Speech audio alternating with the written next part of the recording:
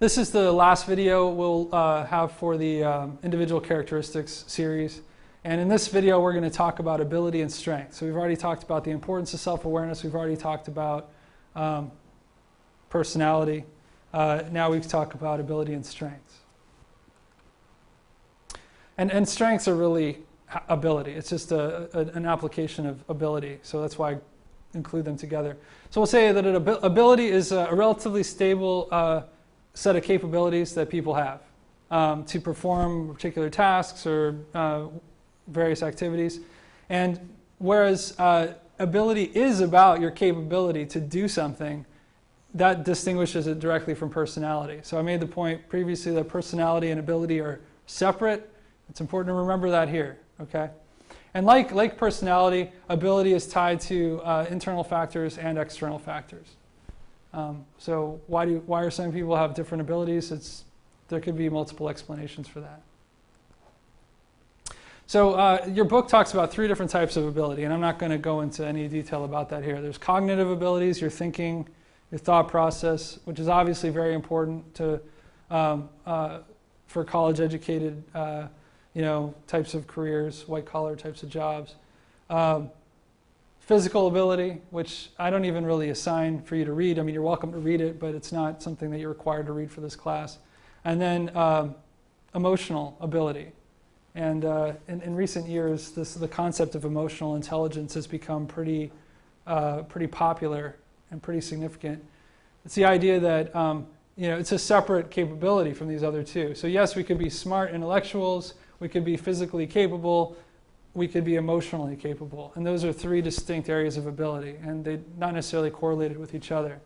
So emotional intelligence involves self-awareness. It involves the ability to read others' emotions, to read social situations well, to regulate your own emotions, to understand appropriate emotional display. So if somebody always seems like if they're telling a joke at the wrong time, and they just don't get why that's the wrong time, they're probably lacking in some aspect of emotional intelligence. If somebody just seems to always know how you're feeling, even if it's somebody that doesn't know you that well, they can just read you, they can tell, that's an emotionally intelligent person. So those are some of the components of it. Now, you can read about specific types of ability in the book, and I'll let the book do that. What I want to talk about here is taking this concept of ability and applying it to management, right? And that article that I have you read, What Great Managers Do, does a really good job of that. It introduces the idea of a strength, which is ability. It's related to your ability. And it talks about how do we understand ability, how do we understand strengths to be effective in management. And the book talks about the difference between managers who play checkers and managers who play chess, right? And again, I don't want to just reiterate things you can read, so just pay attention to that distinction in your reading, because the logic of this article is to understand how do we see people as individuals with different capabilities, and therefore learn to manage them like we're playing chess, rather than like we were playing checkers, where the pieces are all kind of similar in capability. And Peter Drucker talks about strengths and managing by the chess approach to management, and he tells us he also commented earlier about the lack of self-awareness and the importance of self-awareness. He says here, most people think they know what they're good at. They're usually wrong. More often people know what they are not good at, and even then more people are wrong than right. And yet a person can perform only from strength. One cannot build performance on weakness, let alone on something one cannot do at all. So this sentiment, this expression is really kind of reflects the core idea of that article, What Great Managers Do. It talks about the importance of understanding ability in general and understanding strengths in particular in terms of being an effective manager and also in managing oneself. So what does that mean exactly? The author of the article, What Great Managers Do, Marcus Buckingham, Peter Drucker, they would probably have a relatively unique view about ability, right? And that's a different view than what I would call the traditional view of ability. The traditional view of ability says basically this. It says that and this is largely, we're kind of, we're more likely to be exposed to this view growing up. This view is that we can all do anything. Anybody can do anything, or almost anything, if you just put your mind to it, right? And people should strive, therefore, to be well-rounded. Because we can all do anything, we should know how to do as much as possible. We should, you think about showing that you're well-rounded in your application to get into Western, that kind of thing. So the traditional view has those assumptions, and an implication of that is, well, if we can all do anything, then we certainly could all grow the most in the areas where we're the weakest, right? I mean, if we can all do anything, then wherever we're least capable is where we must have the most room to grow. And so that places a lot of emphasis on working on your weaknesses, improving your weaknesses.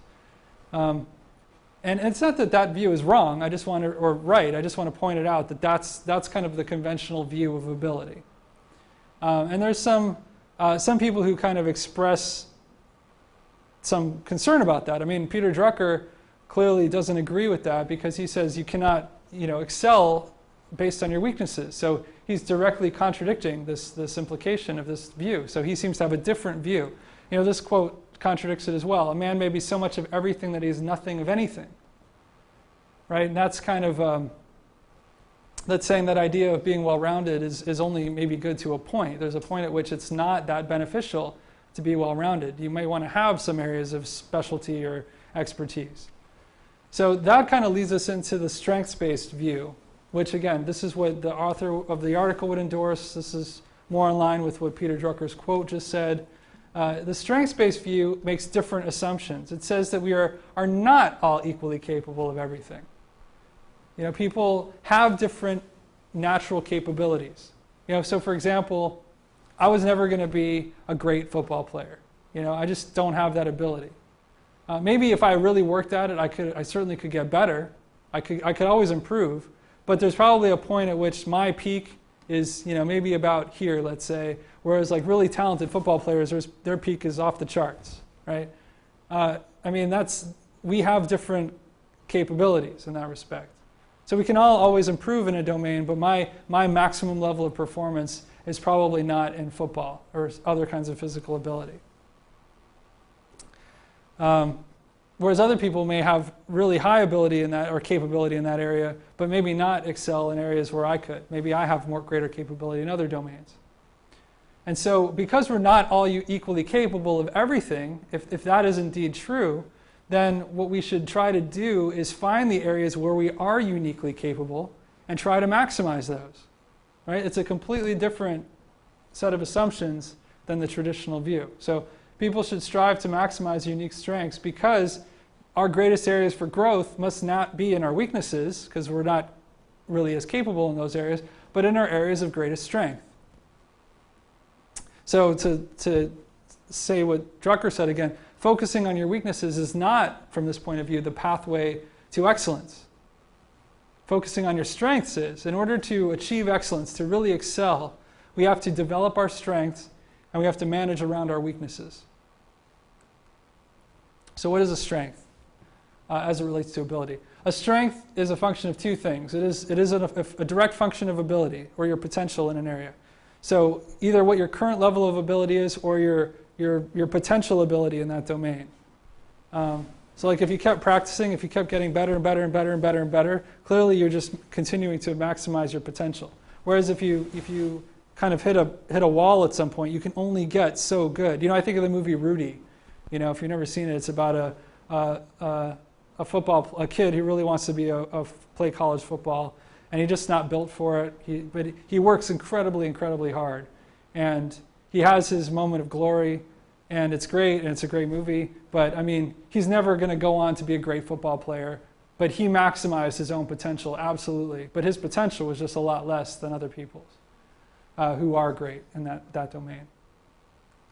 Now, strength is a function of ability and also your felt experience. How do you feel, right? So what does that mean? So something is a strength for you, an area of strength for you, if you can do it or you could learn to do it exceptionally well, better than average, better than most, and this is an important and you enjoy it, right? So this is the key. You derive intrinsic satisfaction from it. You really like it. something is a strength only if it meets those two criteria. And this is important because if you're really good at something but you don't like it, you won't be sustained in doing it. You know, you could do it if you had to, but you wouldn't really be drawn to it. You wouldn't really get fulfillment from doing it. Similarly, if you really like something but you're not good at it, it'd be a great hobby, a pastime, but it's not going to be the thing that you're going to make your money on and retire on, right? So you need that double combination, that intrinsic motivation which will sustain you, and the ability to really excel. And when you have that combination, you've really identified a strength.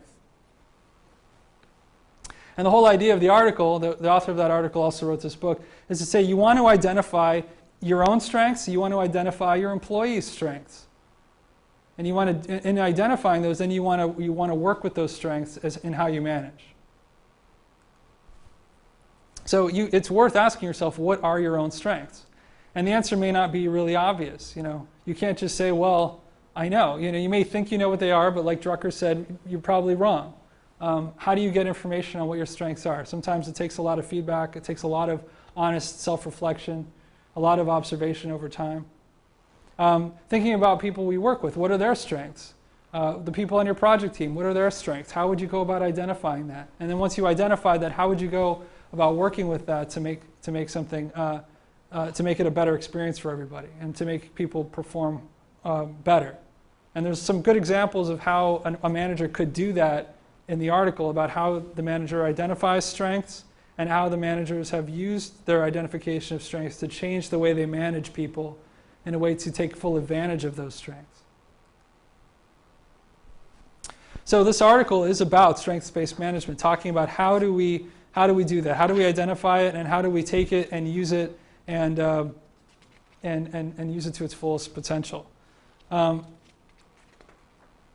So when it comes to the key lessons from this article, when it comes to doing strengths-based management, it's really important to try to identify what are the innate talents of people. What do people really enjoy doing, and what are they really good at or seem to have the potential to be really good at? Where every time you give them a new task in that domain, they keep growing, they keep mastering it. They don't ever seem to struggle or to stall out in the long term. They just continue to impress you and grow, and they seem to really be drawn to it. So identifying that, enhancing that, teaching them more and more skills in the areas where they already have an inclination. Like if you identify somebody early on who has some great capability, you really want to really really develop that, nurture it, give more to it. So somebody who's really got incredible cognitive capability, somebody who's really physical, you want to give them the right training, the right coaching, the right experiences so that they can continue to grow and grow and grow and hopefully maximize that potential. And then ideally, as you develop their potential, what the article shows, you also want to rethink how you structure work, how you divide work, how do you establish what needs to be done, everything else, so that you can get people doing more of the things that they are good at and less of the things that they're not. In other words, how do we get people to do work that taps into their strengths more of the time and avoids their weaknesses more of the time? Now, it's not that weaknesses are unimportant in this point of view. And I want to, again, reiterate, this is a different point of view than the traditional assumption. It's not to say that this is correct and the traditional view is wrong. It's just that this is an alternative viewpoint. And so if you see this idea through, these are the implications of it. So strength-based management, this is an implication of this viewpoint. And I don't think we can say at this point that this is right and the other is wrong, or the other is right and this is wrong. They both seem to have their truths. There's certainly things to be gained by learning to work on your weaknesses. There's a lot to be gained by learning to work on your strengths. So if you endorse this strength-based management view, it's not that you see weaknesses as unimportant or avoiding them altogether at all costs all the time. On the contrary, we would argue that it's important to know what your weaknesses are for that level of awareness, and it's important to develop some competency in those areas so that it's not a liability. So you do want to develop competency in your areas of weakness. The idea here is just that you don't want to devote all your energy to working on your weaknesses and instead of and then just sort of neglect your strengths. The idea here is to say work on your strengths first and foremost. That's going to really build your ability over time. It's going to really reinforce your feelings because of the positive experience that comes from doing something well that you really enjoy. And then you can use the energy that comes from that to help you develop those areas that are a limitation for you, just to get to a minimal level at least, or an acceptable level of competency. But it also says that, yeah, there are certain things that you might never do as well as somebody else. And so can you find yourself people to work with that can complement you by doing the things that you don't do so well, that can take over, that can help with your weaknesses. So that's what it means to manage around weaknesses. Develop minimal competency and try to find complementary others, or try to structure work in a way where, in terms of, hey, who do we need to hire? We need to hire somebody who has these strengths, who can complement this other person's weaknesses, things like that. So it has implications for hiring, it has implications for staffing, it has implications for managing, because you're trying to create a system where you don't have a whole bunch of people who are really good at one thing and nobody's good at that thing. You want to find people who are complementary as much as possible. So that's what strengths-based management is, implementing those things, bringing them all together.